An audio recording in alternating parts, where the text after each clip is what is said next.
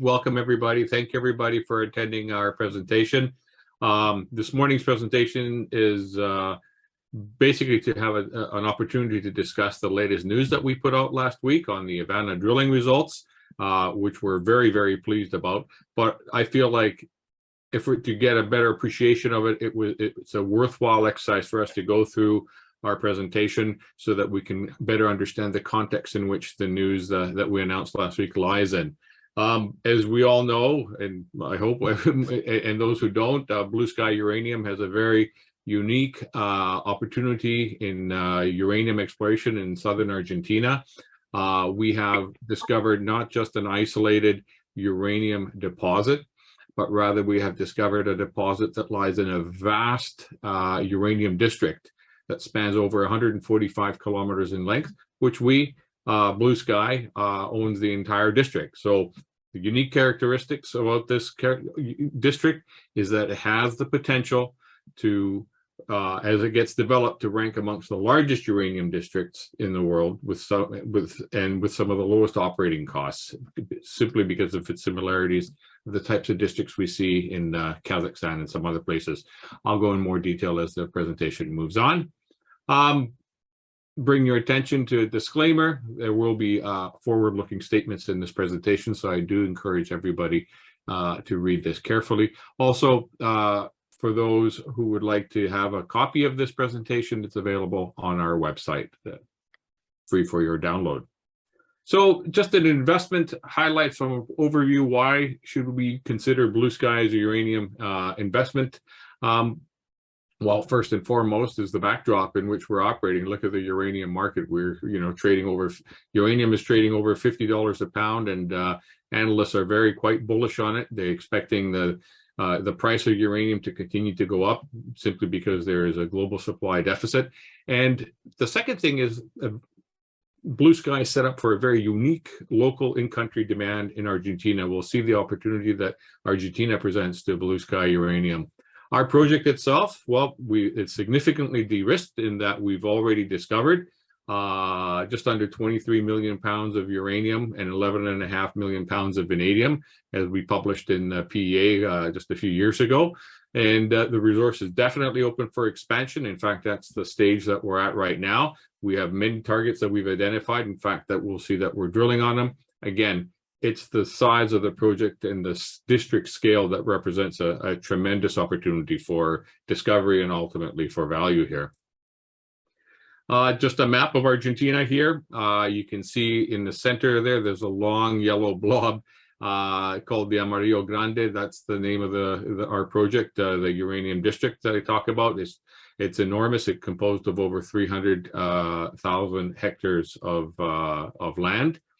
And what, of course, also makes a success in any company is the team that's behind it. Grande Group is the team that manages Blue Sky Uranium. Grande Group, headed, of course, by founder and pioneer Joseph Grosso, is one of the foremost exploration groups in Argentina.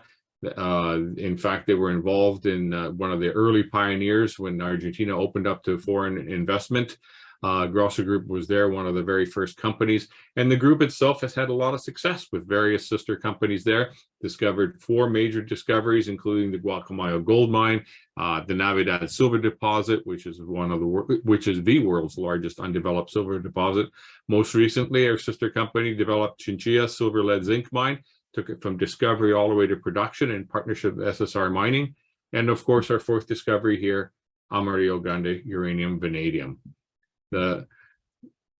More specifically on the Blue Sky board, we have the chairman and director, Joseph Grosso, who, as we've seen, is the president and founder of Grosso Group. Joe brings an exceptional experience and a competitive advantage to the Blue Sky. He's been inducted into Argentina's Mining Hall of Fame and has won numerous awards in that country. And joining us here as well is Guillermo Pensado. Guillermo is our VP of Exploration. He's a uranium specialist geologist with over nearly 25 years, I could say, of experience. And he too is an award-winning geologist, having been awarded the Explorationist of the Year in Argentina. And of course, it goes with mention Mr. Chuck Edwards. He is responsible for all the process engineering and the metallurgical work that we do with the project. Chuck is one of those individuals that is extremely well known globally. He was the chief metallurgist for Cameco for many, many years.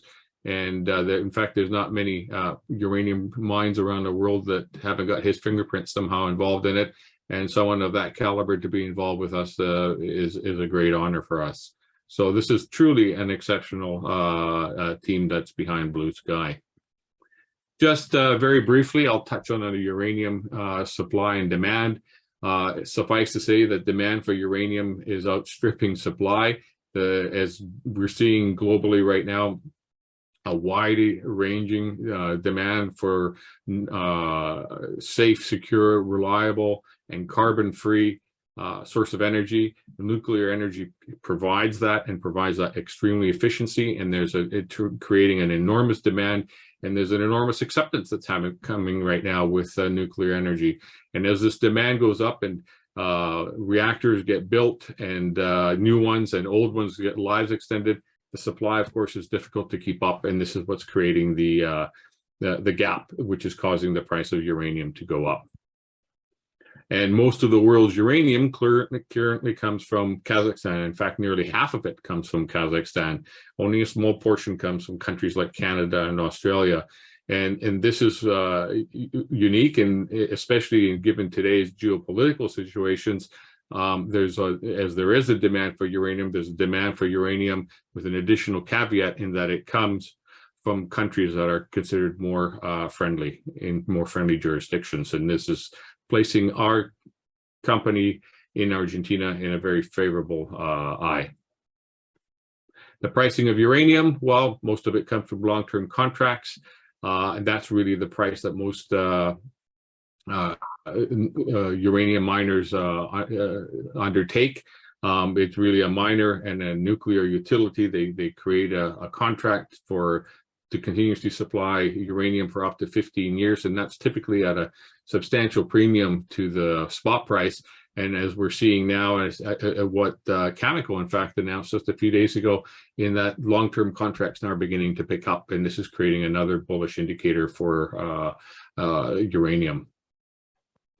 And as I said in the outset, Argentina presents a very unique opportunity for Blue Sky in that it is a nuclear country in itself. They're involved in every facet of the nuclear cycle, except right now for the production of uranium.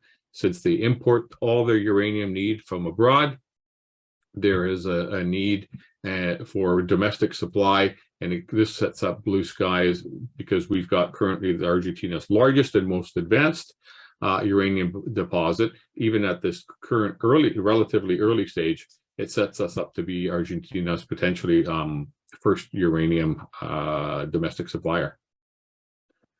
And this brings us to the Amarillo Grande project, and I'll flip over to Guillermo. Guillermo? Hi, everyone. Thanks, Nico. Okay, I'm going to introduce you in the Amarillo Grande project and the last news just published about the exploration of this project. Next, please. So this project was discovered by Blue Sky Uranium back in 2006 in the middle of the Rio Negro province. This is northern portion of the Patagonia in Argentina, in an area where uranium mineralization was not mentioned before in the bibliography.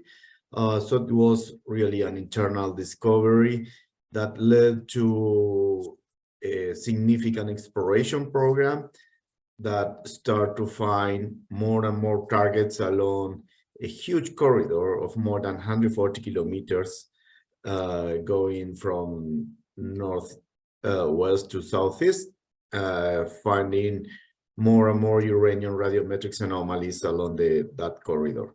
The Santa Barbara discovery, that is the first initial discovery point in the northern portion of this map, was where geologists found a uranium vanadium mineralization, named carnotite, in the surface, just with a device to measure radiation. That led to an airborne radiometric survey that finally defined a need target, more than 15 kilometers long, a huge radiometric anomaly, as you can see in the middle portion of that map. But the exploration continued to the south until finally defined the important Ivana southern sector. That is where most of the exploration effort were focused in 2017, going from prospecting to deep exploration. And immediately we define a new discovery that was converted into initial resource, mineral resources in 2018, and finally updated those resources, and initial PEA was completed by February 2019. Next, please. So the area where the project, something very important when you are exploring uranium, is a huge depression in the middle of the Rio Negro province, desert area, as you can see, in a province that has significant nuclear experience. And this is very important because when you go to the authority to talk about your exploration, they understand very well about uranium. It's also an open and friendly jurisdiction for natural resources. They have oil and gas and mining exploration. The density of people is really very low and very dry, so it's a good area for exploring and potentially producing uranium in the future. Next, please.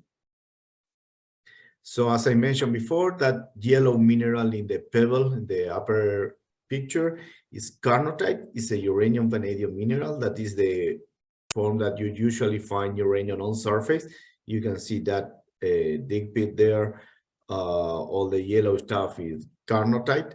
And this is typical superficial type mineralization, that it was the initial focus on the exploration of this district. But when we move into the deeper exploration in 2017, we defined that superficial mineralization was the superficial expression of some bigger and significant uranium deposit type, which is Samson type.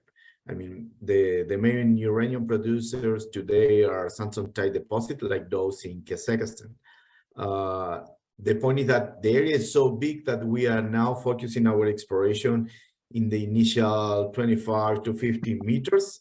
The Ivana discovery, our first discovery, is between 0 and 30 meters in depth. That represents a very low exploration cost that allow us to advance with low budget. But also in a potential future production means that you don't need drilling, blasting, or crushing, because most of the mineralization is in unconsolidated or poor consolidated sediments. Next, please. So as I mentioned, the uranium deposit type is similar to those in Colorado, United States, or Kazakhstan, actually the main uranium producer. That is a significant paleo river zones or underground waters draining with uranium, which is trapped in different oxidation fronts along huge areas. And that for example, in Kazakhstan, they comprise several mines actually in production, where the most important is Inkai mine with more than 240 million pounds uranium, with similar grades to those observed at Ivana deposit, which is only, compared to that, is almost 23 million pounds uranium. So that is tiny related to Inkai, but the potential is still huge. Next, please. So this is what I was telling you about the actual resource estimation. They are inferred, although we are now working to convert most of those resources into a higher grade, as indicated potentially. So we have about 23 million pounds uranium and 11.5 million pounds vanadium from that uranium vanadium mineralization that we saw. This is a good byproduct that help in the economics, and both uranium and vanadium are commodities or metal which are 100% imported in Argentina. So they are strategic for the country also. Next, please. So this is the map of the Ivana deposit. As I mentioned, the initial or the first deposit discovery in the entire district. The mineralization there is along a corridor, arcuate corridor with more than 4 to 5 kilometers long, with a higher grade zone, which is the darkness zone in the middle. There you have down to 25 or 30 meters in depth mineralization. So it's almost on surface. It starts almost from zero. And as I mentioned, it's in unconsolidated or poor consolidated sediments like conglomerate or sandstone. Next, please. What we had to prove after finding a potential economic deposit is if we can recover that uranium and potentially the vanadium. And we found that with a very easy and two-stage metallurgical processing, we can recuperate uranium in almost 85% for the overall recovery and 53% of vanadium. The two stages is a very simple way of describing and screening initial stage. So what you do there is separate the uranium mineralization, which is in the very fine material of the sediments, or coating the pebbles, as you saw in the pictures. That reduces your initial volume to a quarter and increase your grade almost 4 times. And that pre-concentrate material goes into alkaline leaching, leaching processing with no oxidant and flotation required, as we know at this point. And these recuperate very well uranium and vanadium, specifically better from the upper oxidation portion of the deposit. And this is something that we are actually studying better. Next, please. So what we wanted to do with all that information is to see if this kind of initial deposit that we found could be potentially economic and competitive. When we started all of this was in 2017, when the uranium price was $20 per pound. So our target was to try to be as competitive as we could. So we delineated a kind of mine processing, and because we are on surface or almost on surface with unconsolidated or poor consolidated sediment, the type of mining delineated is kind of a sediment quarry that at the same time you can take out the material processing and fill back the pit with that material, doing your remediation at the same time while you are producing. Next, please. So we did all of that between 2017, 2018 in order to run an initial preliminary economic assessment. That is what Nico going to summarize for you. Thank you, Guillermo. Yes, and we did do an initial PEA at this early stage because, as Guillermo stated, in an environment where the price of uranium was only $20, we wanted to see, do we have a viable and competitive project at this stage before we continue to sink additional funds to explore it to go forward? And what we found was we were really looking for 2 metrics here. One, we're looking for the pre-production capital costs, basically what's it cost to put this into production. And the reason for that is because those costs, as we find additional deposits within, say, a 30-kilometer or so radius of the initial Ivana deposit, it would be expected that those costs remain relatively constant. So we found that those costs ran around $100 million plus a $28 million contingency. So it's a good gatepost to keep to the side. The second thing, of course, is the nuts and bolts of it. does this make money in a $20 environment back then? And what we got was cash costs at just over $16 a pound, when if you include all the all-in sustaining costs, it's just over $18 a pound. So even in a $20 environment, this was potentially economic. Of course, now in a $50 environment, it looks much better. And who knows, you know, what the price will be in the next couple of years or so, or 3 years, when, you know, this thing begins to move forward. It'll be at a very different, it obviously is a very, very robust economics that we've discovered here. And just to put into context, vis-a-vis other producing mines around the world, what we did is we took these numbers from the PEA and we plotted them to see how would Ivana rank vis-a-vis other miners of uranium around the world. And the red bar there indicates the cost of producing for Ivana, and you can see it ranks on, it's situated towards the left, ranking amongst the first quartile of the lowest cost producers in the world. In fact, almost exclusively all of those producers flanking the red bar are based in Kazakhstan. That's the reason why Kazakhstan is such a big supplier, because they can produce at very low prices. So if what this demonstrated, that if Ivana was indeed in production, it would rank amongst the lowest producers in the world. So when you're starting off on a project, this is a great information to have, and you know, and a great place to be. So this, of course, now gave us confidence to continuously to raise money and to you know, expand our exploration program to see, can we find additional Ivanas? And that's exactly the stage that we're at right now. Here's, again, stepping back, looking at the outline of the entire district of the Amarillo Grande project, 145 kilometers long. There's a number of targets here which are labeled by number. We labeled with numbers. Number 1, of course, is the Ivana deposit, and we've got targets numbers 2 and 3, which are currently in the process of being drilled, and numbers 4 and 5, which, as permits are coming in, will be the next targets to be drilled. So the idea being, of course, focusing on the southern end of this zone to see if we find additional resources that could be run out of a single operation, keeping those capex costs as close to 100 million as possible. And I guess I'm going to bring Guillermo back in here to walk us through the current numbers that we got here for the Amarillo Grande project at the Ivana deposit.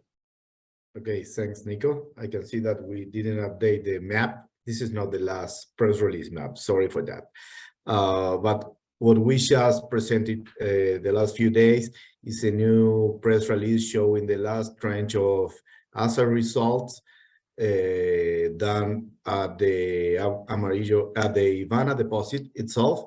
What the plan of that program was, first, to see if we may expand the resources to the west, as you can see in the left side of that map, where we already had a pit sampling with good results. And the new results show that we have a uranium, but also significant values of vanadium. And this is mostly related to that carnotite mineral, which is leachable, and you can recuperate most of that vanadium and uranium. That is good part. The other thing that we found in those results is that the higher grade zone in the middle, as you could see before, seems to be expanded in that central part of the map. That may help giving us more potentially resources for the next resource estimation, which we are expecting to start in the near future. And the goal of that new resource estimation is to trying to convert a good part of our inferred mineral resources into indicated resources for a potential future pre-feasibility study. Next, please. The other thing that we have seen and published it in the last year is about our exploration program.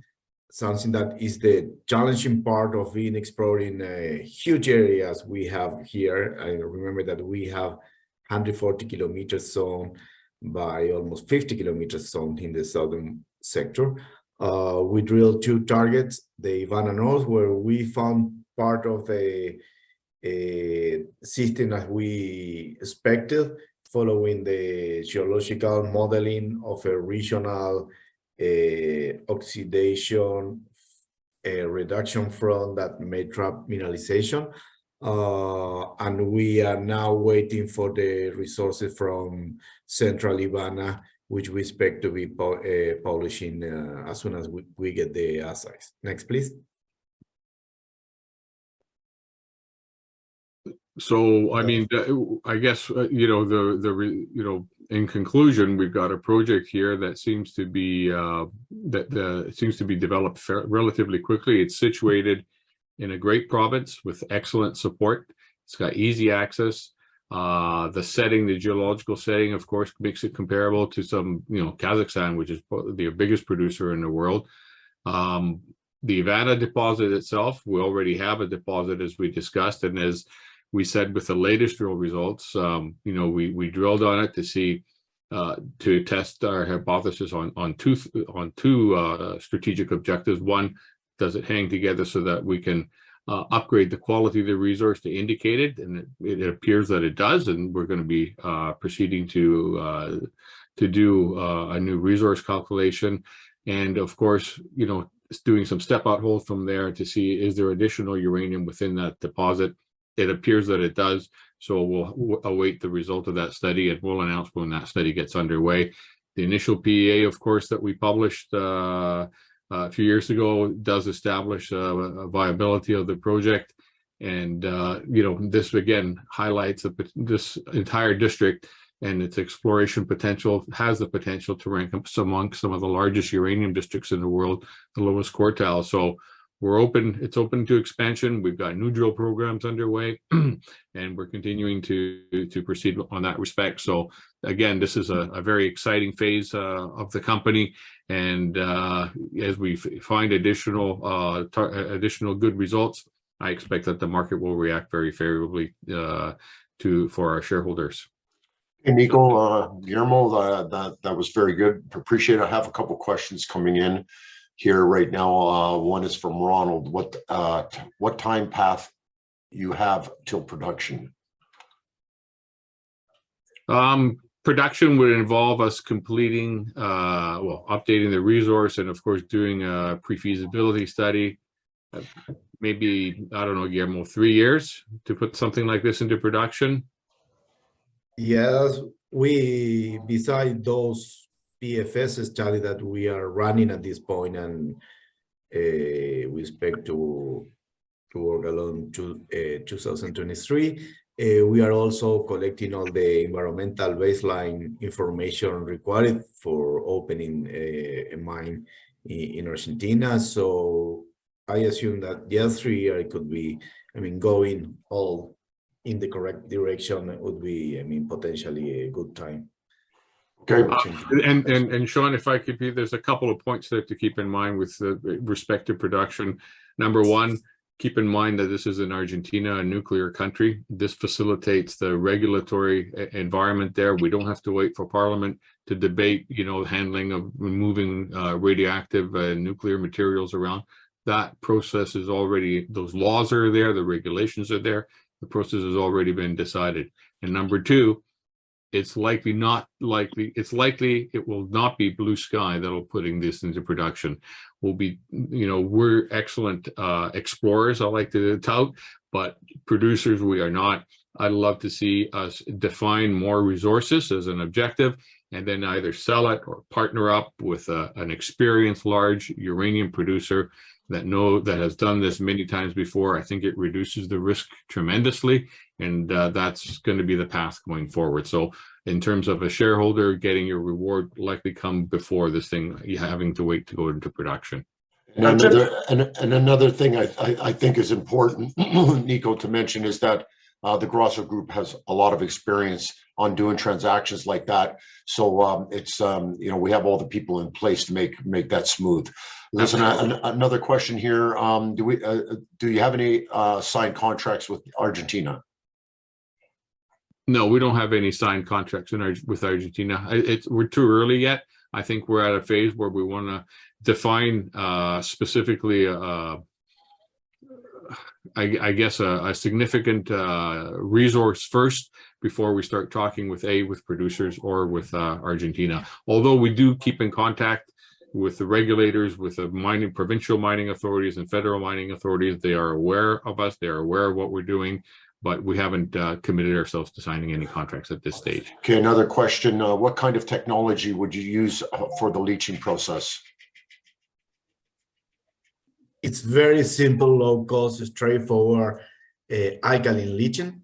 I mean, something that from the environmental point of view, it's less risky than other type of leaching, and very simple to use.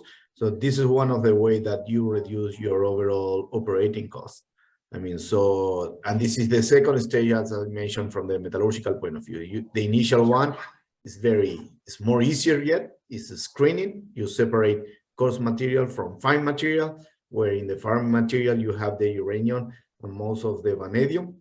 So that portion go as a pre-concentrate for the alkaline leaching. So it's a simple two-stage metallurgical processing, which was delineated at this point. And Guillermo, can you talk a little bit more about the vanadium and the credits involved there? Yeah, well, the vanadium, as I mentioned, in the upper part of the deposit, you have most of the oxidation material like carnotite, which is a vanadate mineral that comprise uranium. So that mineral, when you leach 100%.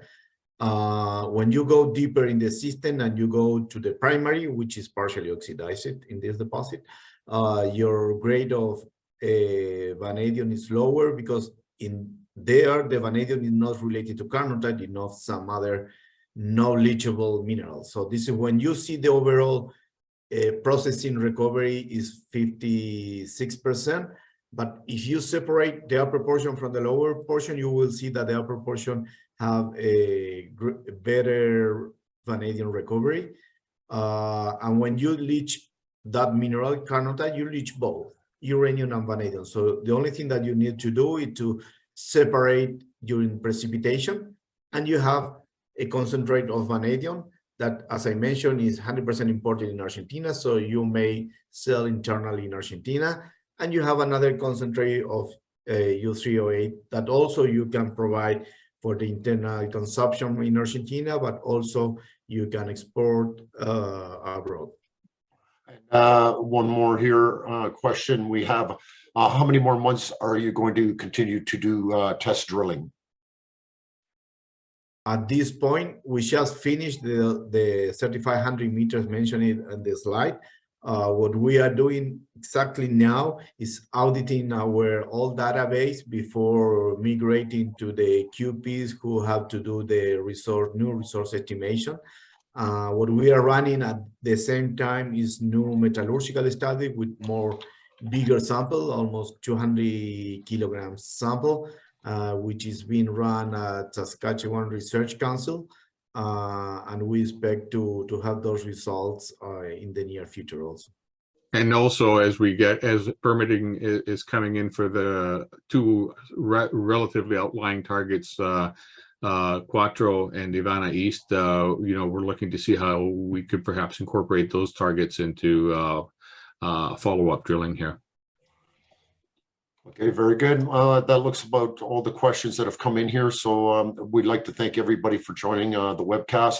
Keep an eye on us. We're moving quickly here, and we expect to make a lot of news in the coming year. So we appreciate your support. If you ever have any questions, you can contact me directly. My number's everywhere on the website you can find. And again, thanks. Have a great day, everyone. And I'll sign off. Nico, anything else you want to say to wrap it up? No, I want to thank everyone again, Sean, for attending our presentation here. By all means, do reach out and contact us. We've got a real unique opportunity here. Uranium is never been as looked to be as hot as it's getting right now, and I think this is just the beginning. And I think that same could be true actually for Blue Sky. So I think we've got a great future here in our company. Thank you. Okay, everyone have a great day, and we'll see you on the next webcast. Thank you. Thank you. Okay, thank you.